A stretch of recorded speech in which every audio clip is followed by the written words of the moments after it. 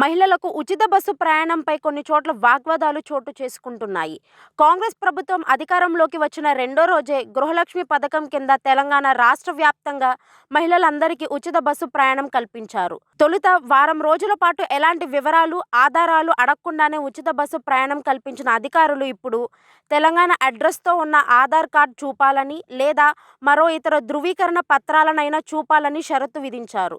ఈ మేరకు రాష్ట్ర వ్యాప్తంగా ఆర్టీసీ అధికారులకు ఆదేశాలు కూడా జారీ అయ్యాయి. ఆండ్రాయిడ్ ఫోన్ ఉపయోగిస్తున్న అమ్మాయిలు, మహిళలు తమ ఫోన్లలో ఉన్న ఆధార్ కార్డు ఫోటోను చూపిస్తూ ప్రయాణిస్తున్నారు. ఫోన్లలో అంగీకరించరేమో అని మరికొందరు ఒరిజినల్ కార్డును కూడా పట్టుకొని బస్సు ఎక్కుతున్నారు. కొందరైతే జిరాక్స్ పత్రాలు పెట్టుకుని ఉచిత బస్ ప్రయాణం చేస్తున్నారు. జెరాక్స్ ఆధార్లను అంగీకరించే విషయంపై వాగ్వాదాలు చోటు చేసుకుంటున్నాయి. బోగులాంబ జిల్లా గద్వాల్ ప్రాంతంలో ఓ మహిళ ఆర్టీసీ బస్సు ఎక్కగా ఆధార్ జెరాక్స్ చూపలేదని కండక్టర్ టికెట్ కొట్టాడు.